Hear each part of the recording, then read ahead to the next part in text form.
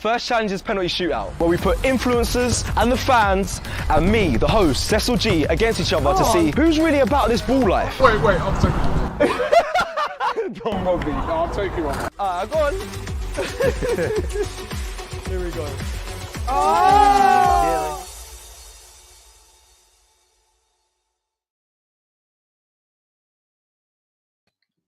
Good morning, good afternoon, good evening from wherever you're watching around the world.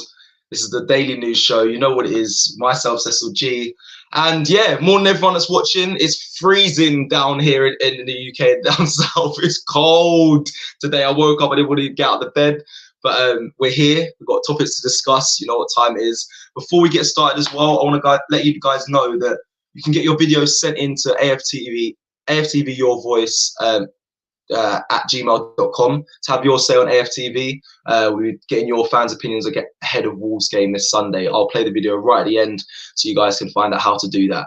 So yeah, before I get started, as always, I've got to bring in my guy. Here he comes, James B. I need my sound machine. Round of applause. It's nice to be here on the back of a win, isn't it? Yes, it is. It is. And we had some comments come in this morning before when I set up the stream. And yeah, I just want to say this one's here nice from Rashad says, wonderful morning, chaps. Flying off to Singapore with a win finally. Oh, lovely. I was meant to go to Singapore this year and then the pandemic happened. I really want to go. Singapore looks awesome. Yeah, it does. And we would have been in Norway right now, as Robbie told us 2 days ago. We'd be stuck in Norway. Oh, yeah, we'll be stuck because of the fog, which we'll get onto as well, which we'll get onto later as well. Someone says, what time is it? What is the time? The time is 10 o'clock, 10 a.m. Yeah, so I chose the title today because you know what? I'm just buzzing, absolutely buzzing for Balogun. Obviously, as a striker myself, I can understand how much of a big night it would have been for him coming on and scoring with his first professional touch for Arsenal. Yeah, I mean, there's not too much to say on it. Well, there is actually. Let's get into it. There's loads to say. I want to talk about the strikers. Were in my opinion, I don't know how to start this. I don't want to sound disrespectful to the players, but when watching the game yesterday, I was I was personally disappointed in the way the strikers were firing. In my opinion, Eddie Nketiah had a few chances. The header that, if I'm honest, just needed a little glance, just a little touch, and but he didn't even do that. He completely missed the target, which I thought Lacazette playing in the 4-4-2 formation. I think he's still trying to do this drop in deep. I think, and I don't know if that's his strength. I know he can. I believe he holds up the ball really well, actually, for the size he is. I think he does do that. But yesterday, and many other times I've watched him, I think he's trying to do this deep role that Kane does, and I just don't think it's effective enough for us as a team. So I think Eddie Nketiah and Lacazette both doing different roles. I don't think it's suited yesterday. And even when we scored our first goal, sorry Eddie, it didn't seem like you were so not that you weren't happy for the team, 'cause I'm sure you were, but the celebrations seemed a bit muted in your face. I think you're just hungry to get your goal, which I understand as a goal scoring striker, that is your main focus. I need to score. I want to score, but it just didn't seem. I don't know. It didn't seem genuine when we scored our first goal for him to be happy. Yeah. So I don't know. In my opinion, that's just what I got from the game. I'm happy for Balogun. I'm happy when the youngsters come on. Also, Mill Smith-Rowe come on, and he showed me what I want to see from Arsenal: balls being played in, quick football, and a goal. So that's what I want to say on that. I will say a bit more later on. But yeah, James, your thoughts. Yeah. This is where I don't like sort of football critique, let's say, 'cause sometimes it can be hard to praise one.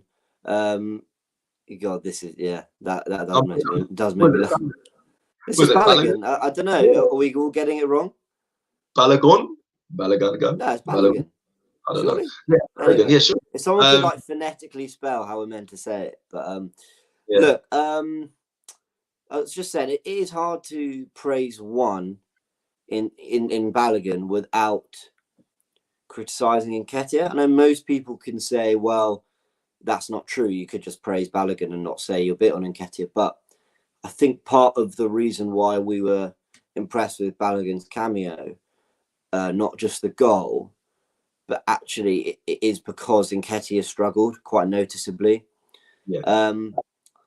I know we've seen a full calendar year of Nketiah now, and I've considered the pandemic and everything that's gone on, right?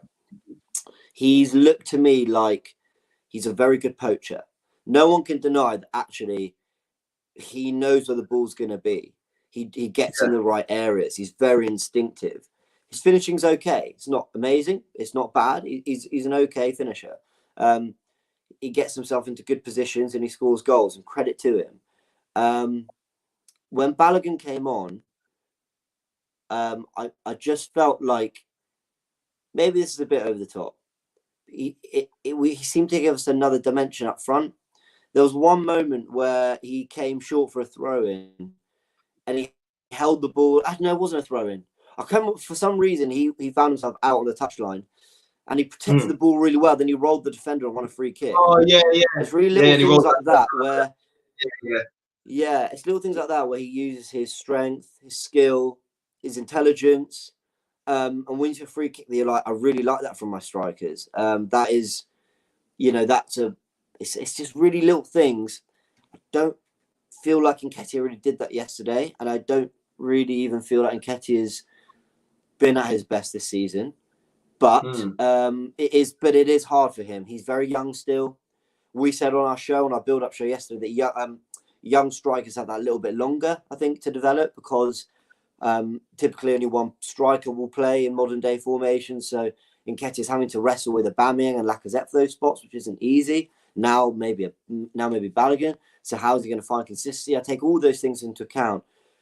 But Balogun did very, very well, because not only did he score the goal, but he also looked to give us a little bit more up front that we seem to be lacking all game. So yeah, you can hear in my voice, I don't really want to be saying, yeah, one did well and one didn't. I don't really think that's fair on two young academy products.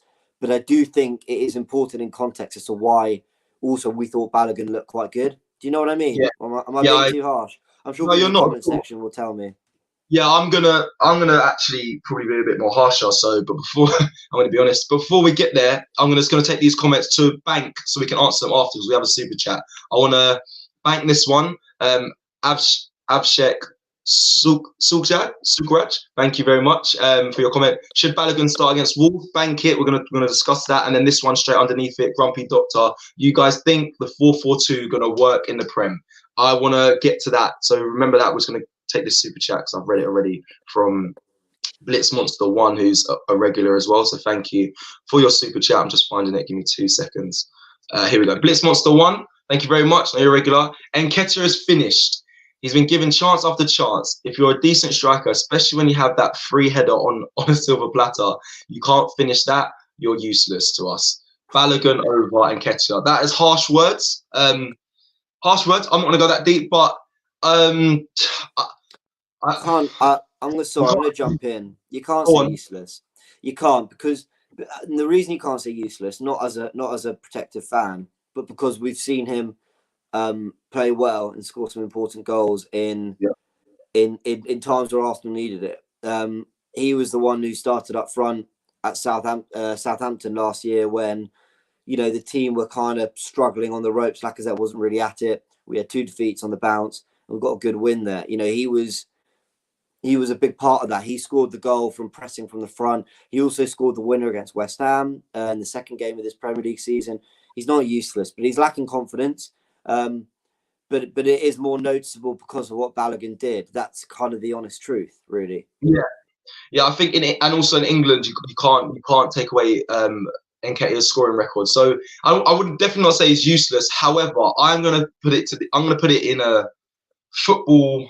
How football would work, how it kind of seems. Remember, I spoke about yesterday about strikers get more opportunity to make a claim and start a career in the first team football. So off his performance yesterday, I believe Balogun goes ahead right now of Eddie Nketiah in Arsenal's eyes. It may not happen, but I just feel as a club, that's what I would think. You know what? He deserves to be on the bench now, at least for a Premier League game where he might get Balogun. Yeah. I believe he deserves. I'm not saying Eddie Nketiah should be like completely forgotten about, because he's still definitely going to be useful. But I feel Balogun is now ahead of Eddie just to be on the bench, let's say, for the first team, like I just mentioned. And then if the opportunity arises, he deserves to at least have a shot in the Prem where he may, well, I guess you rather fly or you fall, really. So I believe I think he's at that stage. Eddie needs some time again to refine form, refine confidence, in my opinion.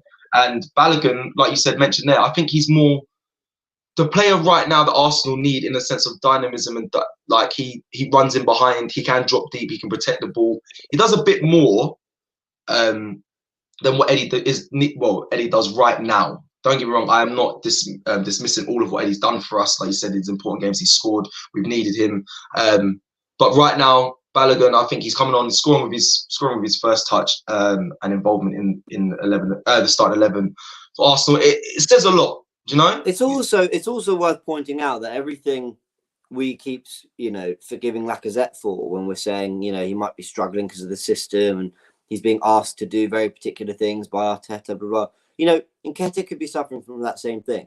He could also be struggling to know exactly what it is Arteta wants from him, understanding the movement, the particular, facets of play that Arteta wants from his striker. And it might just take him time. And he's not got the luxury of 70 minutes per match like Lacazette's been having, Yeah. So there is that as well. Sorry to cut you, James. We also need to take into consideration, sorry, I always forget this as well. As a player, when Balogun come on, Arteta probably would have just said, you know what? Go and enjoy yourself. There's no Eddie Nketiah, he may be playing to a system. Now, I don't want to go into the system and player debate, but that Kevin Campbell and Robbie and you went into. But obviously, Eddie Nketiah would have been in training. There would have been a system for the 4-4-2 that Eddie may had to not adhere to, but it would have been a bit more restricted than Balogun getting the last 10 minutes and saying, you know what, go and enjoy yourself. Do what you want to do, what you feel, go and enjoy yourself. Yeah. Which for a striker, in my opinion, is probably the best words you want to hear as a player. So that's why it gives him a bit more freedom. It'd be different with him being involved maybe in a Premier League game. He'll have to kind of work to a system. So I'm just gonna. We've got some. I know you want to speak on that, James. Just hold it for 2 seconds. Sorry to cut you. We've got low super chats flying in. Jeremy Swaz Lynch, we see you. We see you again. Thank you very much. I feel like people need to give some respect to Cedric. Now, I'm gonna agree. Me and James. Listen, we argue about this, Jeremy, in the office quite a lot. He never does. I don't think he does anything wrong. But people have I don't want to say agendas, but I think because he's not a world beater, people they just put him as that meh. He's just a nothing player. Sorry, I just wanted to say that. I know exactly why it is. I know exactly why he gets cast off by Arsenal fans. It's because we gave him a 4-year contract, and supposedly certain super agents who are involved with Raul Sanyehi were behind it, apparently, or rumours, or it's expected. So people think he was just like a charity signing from the club. Look, I don't know whether he was or wasn't, and I don't think we can know for sure. But he has looked fine, and he was a free transfer. I think we all need to actually. It's like when people go nuts about the Willian signing. Like, look, it's not your money they're spending. I mean, I guess they're going to say, well, we buy the merch and we buy the ticket, so it is okay. The point is, they're free transfers. We've not spent 40 million and 25 million on these two players. Do we have to get that wound up about free transfers? Like, they're there to do a job, and if they don't, there's very little risk involved. So I've said my bit on that, but I agree. Like, I don't really know why Cedric gets some of the hate he does, and also because I don't think he's ever actually played badly. Yeah, exactly. That's what we said. This is what me and James we argue in the office with Robbie and Laurie and stuff. Robbie and Laurie and other fans, and we just say, like, Cedric, we haven't seen him. He's consistent. Like, okay, yes, like you said in this, I know we're not playing Europe's all-stars, but I think defensively he's stronger than Balogun, seems consistent, so rate that from him. And if I'm honest, I can't compare him yet because he hasn't really played much in the Premier League game, but what I've seen, he's never done anything wrong. So, yeah, you can't. I don't know why he gets so much flack. Jadon Sanchez, also a regular. I know you got spoke about yesterday. Yesterday we played to Pepe's strengths. Thoughts, James? I'll let you talk on this one. For me, and you know we've been critical at times, the consistency level. Sorry, I'll let you talk about it because I just said I'm being. No. It's fine. I mean, I think Pepe played to his own strengths. I want to give him the credit today. Like he I said it in my fan cam, if anyone, for those who haven't seen it, like there's a speed to his decision making.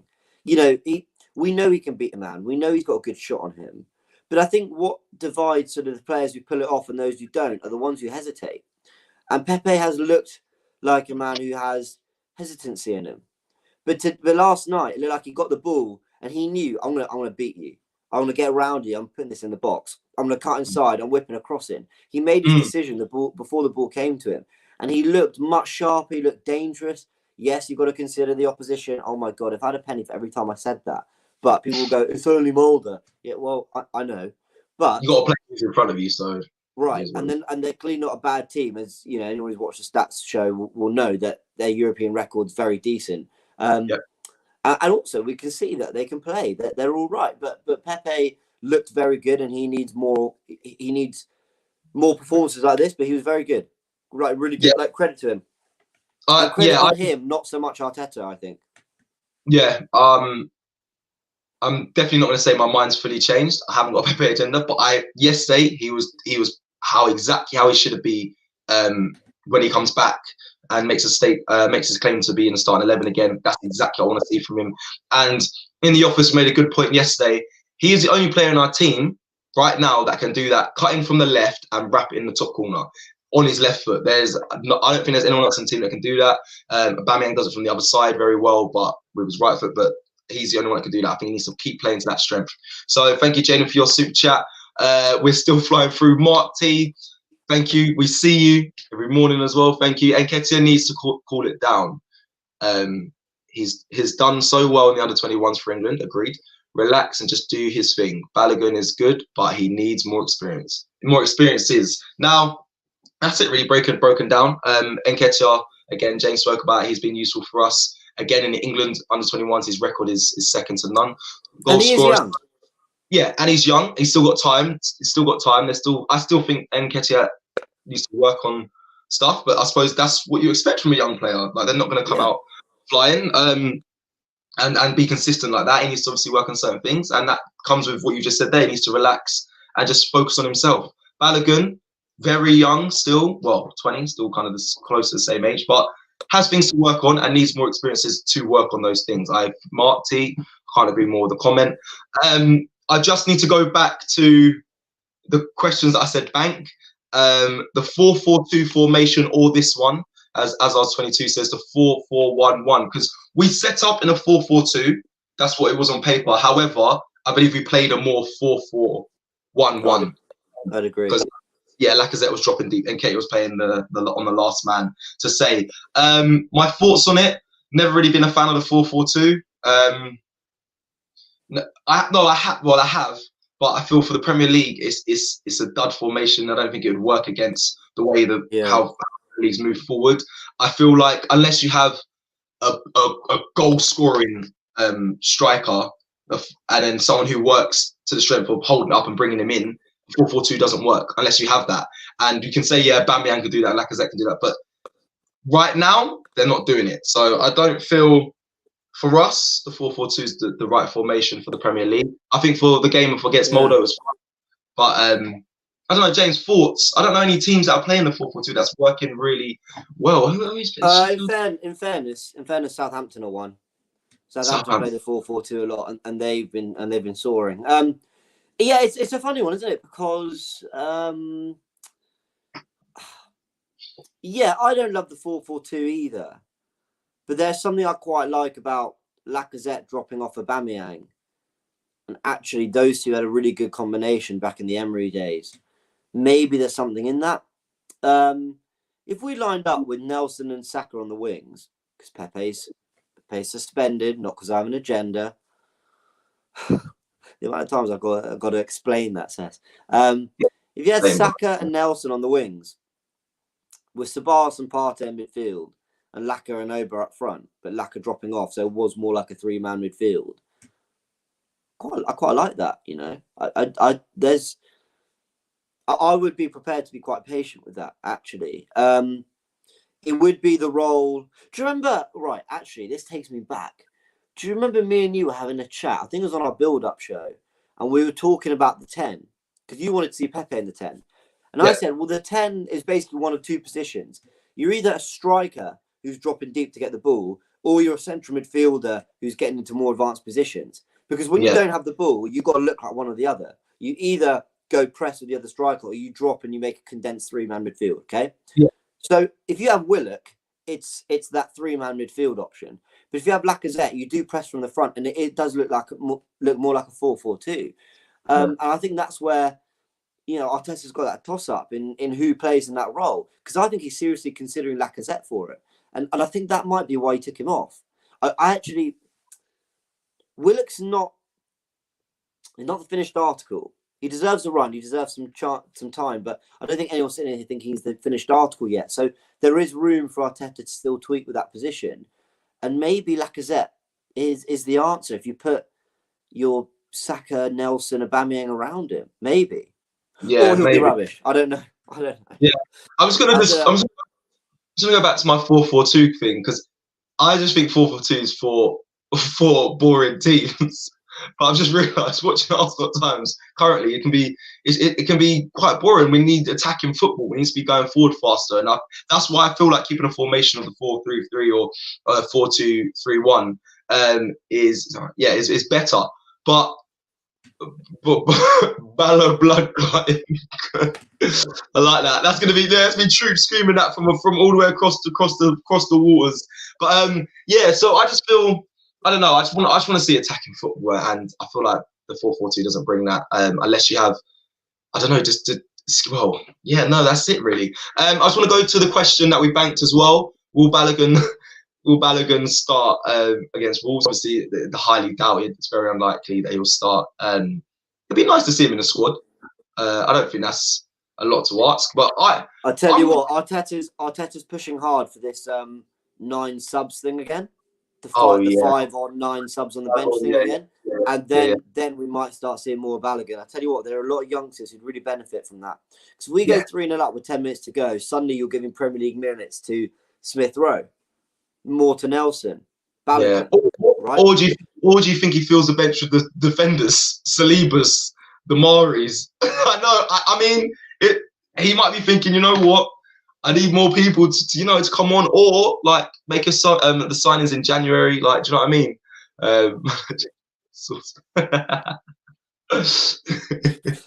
Thank you. And sorry, this one as well. Adrian Anderson, thank you. Big up Eden Milito, Cecil, and Potter, smashing it every day. Hard workers. I'm gassed for Balogun, by the way. Amazing talent. I've been watching him a lot in the under-23s. Hopefully he gets more chances. I love that Potter doesn't have James in brackets. That's you, James. Now that's fully you, Potter. You're with Harry. But yeah, so thank you for that as well. We appreciate that. It's very full on at the moment. Especially we've got obviously Europa, then games on Sunday. We've got to do content between. Yeah, it's crazy, but it's all good. Yeah. So where was we at? Oh, it's a bit bright in here. There we go. Where was we at? I think we've said our bit on Balogun. He was brilliant. Let's not get ahead of ourselves. The poor guy's going to suffer from the expectation that he's the next Mbappe now. Let's relax. You know what Arsenal fans like. But I was impressed with his little cameo, and I was impressed with his instincts. He showed in his finishing. So yeah, good on him. And Nketiah, man, keep your head up. Like there's definitely talent there. He's done well for the team when he's come in. Remember, he came from the Championship, was asked to do a job for Arsenal immediately, and he has looked good over this calendar year. It's been a good first complete year in the first team. So yeah, man, keep your head up, and it'll keep coming. And look, I want the academy to keep producing top young strikers. Tyrese John Jules is another. He's off at Doncaster, I think. It's good on the academy. We need these players to come through. So big them up. Yeah, fair. Okay, so it's gonna move on to now. These are just little light headlines, light topics to talk about. Arsenal are the first. I think we spoke about it a little bit yesterday. Arsenal are the first team to have fans back in the Premier League, so that's exciting. We spoke about it yesterday quite a lot. DT, has gone for the raffle to try and get a ticket. He said he would go. Some fans wouldn't. Some fans don't see the point in returning back to the stadium if it's socially distanced. You can't sing. You're not allowed to sing, by the way. If you guys know that as well. You can't sing. Which it kind of takes away from the atmosphere as well. You can't really go with a group of friends. There is also questions of like, okay, we can't sit next to each other in a stadium, but when we leave, we all get pushed together as we leave as a stadium, or we all travel back together. So there is a lot of questions on it. Also, I brought up the point as well. If someone catches COVID, then you'll be notified at the stadium. Say. That was funny. So I was wondering if you get the reference. I don't know if you guys were watching the watch along yesterday, but yeah, me and Robbie started the DT because he loves it. He loves to big himself up. He says he has his links and stuff, so we take the mick out of him. But yeah, and we also talk about, I spoke about again, yeah, that the track and trace system will be used at stadiums. So if one person has COVID, does that mean they just lock down? You're not allowed to go back into stadiums. Like, there's a lot of questions around it. That's why fans are questioning the return of just a small number of 2,000. But you know what? In my opinion, it's a start to getting the game back to how it used to be with fans in, and I feel like the fans need to return. And if I'm honest, myself and James haven't fully experienced the AFTV family and the experience due to fans not being back in the stadiums and being able to interview them after the game. So. No, I spoke to Robbie though. I think we are going to look into either me or you maybe being at the ground, or Robbie or someone to interview the fans who are there, because that's what it's all about, isn't it? It's about being at the Emirates, being at the ground, and chatting to fans. What was the experience like? Supporting our team again. Like, so we all want to be there. It's a weird situation because we're the first because of the Europa League game, isn't it? Is that right? Yeah, yeah. Well, yeah, I just know we're the first. I don't know how. Yeah, it must be the Europa League game. It must be the first. The Thursday night game has to be. Yeah, because we're at home against Speed or Rapid Vienna. Look, Lee said it yesterday. Kevin Campbell summed up brilliantly on the show the other night. He said, well, for us, it's like 2,000 fans out of 60,000. Like, kind of, what's the point? We can't shout, we can't drink, all these things. But Kevin made a really good point, which is, yeah, for us, it probably feels like it's being dangled in front of us and we're not really getting the treat. But for the players, it's going to be amazing. Yeah. It's going to be a massive boost for them to be in front of fans again, to have support behind them, to know that kind of like the people they're playing for are there with them again. And wait, James, what are you on about? Yesterday, they had that one fan cheering on. That's just the same feeling, isn't it? That one fan in the stadium. I'm not even joking. I'm not even joking. If they saw that one fan, I'm telling you, I actually think it might have done. Seriously, if I'm a player and I see one Arsenal fan has made it, I would genuinely feel that bit more motivated. I hope the players gave him a shirt or something, because seeing that. He was clapping with the empty chair next to him. It would literally fill my heart. That's what makes me want the big up. The Norwegian tie. I just hope. He got it. Someone gave him a shirt or something, because it was nice to see. It was nice to see. It was, but then we've got to look at the other side of it, which is Spurs are going to have fans for the North London derby. That's a bit of a shame. Yeah, that's a bit of a shame. Because that's going to make it that bit more awkward, I think, of a tie. But whatever. It is what it is. I'm just glad fans are coming back. If it's little by little, hopefully it means that by Feb, that 4,000 becomes 8,000 by the summer, because that's the idea. The thing is, right, you've got to remember, they need to start getting these in place because the Euros are coming up. Euro 2020, which is happening in the summer of 2021. Mm-hmm. The whole point of that Euros was that it was being hosted around Europe so that we could have fans traveling the world, experiencing. Everyone could host that little bit. Everyone could be a part of it. That was the whole point of it. It was going to be amazing. I don't think I was that excited for an international tournament in a long time. I thought it was going to be really special with Wembley being like the showpiece for the semi-finals and the finals. And to have that behind closed doors would be a travesty. Generally, it'd be awful. I mean, so they've got to start doing these things now in the hope that people can get vaccinated, people are healthy, and we can start getting fans back in stadiums, even if they're not at full capacity, but we can start using the tournament as we intended to. But anyway, that's a Euros thing, not an Arsenal thing. I do worry about that though, James. I'm gonna be honest with you. That's gonna be the next step. Is if you're not vaccinated, if you haven't had the vaccine, you can't come in, and that is, I believe that's how they're gonna do it, and they're gonna do it everywhere. I don't know. I don't know if they will do that. Only because they can't promise everyone a vaccine tomorrow, so that becomes incredibly unfair. So I think it'll be a case of, look, I don't know. I don't know what I'm talking about. Yeah, let's I'm hoping it'll be something like, look, kind of at your own risk kind of thing. I hope, if you don't, because otherwise it could genuinely be months and months of fans not being able to go to the grounds, and that's not really fair, but we'll see. Anyway, whatever. Yeah. We'll find out, won't we? Right, another topic, obviously, I don't know if you guys saw, the Arsenal team have stayed overnight due to fog. They couldn't travel back, so they're staying over there. The only reason why I put this in a small headline is only because what does it do for us for Sunday? Obviously, it's a lesser day. I don't know if it is a lesser day training. They may train over in Norway and stay over there and do some training, but they may just have a down day. I don't really know the protocol here. So apparently they're flying back today and then training today. Oh, okay. So they're meant to fly back last night. So it's a shame. It's an added frustration, because what time might have been when they found out that plane wasn't, and then they got to go and sleep in a hotel or what? Maybe they're doing another Aubameyang at the airport. I don't know. But anyway, shame for the lads, but look, in the grand scheme of things, it's no big deal. They'll be fine. But yeah. Fair. I've got a good question here. Sorry. I just want to address it before we go back to it. Grumpy Doctor again. If we get back to the stadium, basically, will there still be a watch along? Because it's nice for the international fans. Yeah, there will be. We still plan to keep that going, because we completely acknowledge that's good. It's nice for you guys.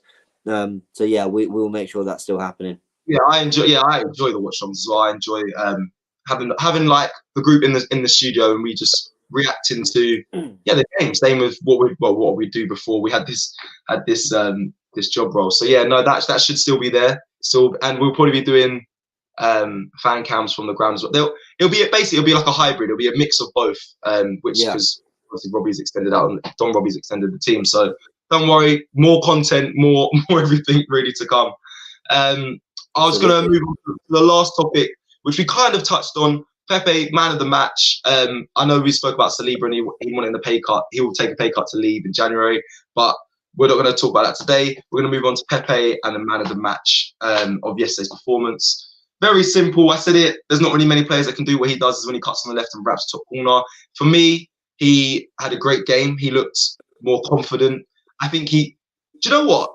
Yeah, I think he just played with this is it. Like, whatever, I don't care. I'm going to do what I want to do today, because at the end of the day, obviously, he's got red card. He's going to be suspended. I think he played with a lot more freedom. Yeah, I was impressed. I was impressed. It just shows. I still want to see more from him, but his technical ability is second to none. He's very technical. I did enjoy it. Yeah, he's very good. Seriously, big him up, because we ran a few shows talking about him earlier in the week. Don't regret any of them. We absolutely had to discuss certain things. But real credit where credit's due. I'm glad we didn't brush over this topic just because we'd said it in the fan cams and we said it earlier in the show. It's I'm so I literally just said I'm glad we're talking about it. Oh, James is worried. Don't leave him. Leave him. He does talk about Pepe. He talks about him. He's good. There's no agendas. There's no agendas. It's all good. Nah, look, Pepe was class yesterday. He was so good. And I hope we see more of that, because that's what he can do. And I think, maybe the red card was the start of kind of a rebirth for him. So, yeah, he was brilliant. Yeah, and I'm just going to ask, before we go and just to close up, I'm just going to ask this I'm just going to ask this question. Tom Bison says, do you think Pepe will come good? I believe so. I hope so. I feel like Arteta, if he changed anything, if Arteta believes in him. I think he will. I think that's what he needs. Belief and trust in his manager. David Luiz proved us wrong, came back, changed all our opinions. Xhaka's also done that as well. I don't see why Pepe can't do the same. So that is that. I just wanted to end on that. Yeah. So before we leave, guys, listen, like I said at the beginning, please send in your videos to be featured on AFTV, just answering 3 simple questions. I'm going to play you a video so you understand what I'm trying to say to you before we head out. Thank you for watching this morning. It's Friday, people. It's Friday again. Go enjoy your weekend. This Sunday we have Wolves. Hopefully we can come away with 3 points. Yeah, that's it from me, guys. Thanks for watching, and check out the video I'm about to play. Do you want to have your say on AFTV? Then film yourself answering 3 simple questions ahead of this week's game and send it to the email address below.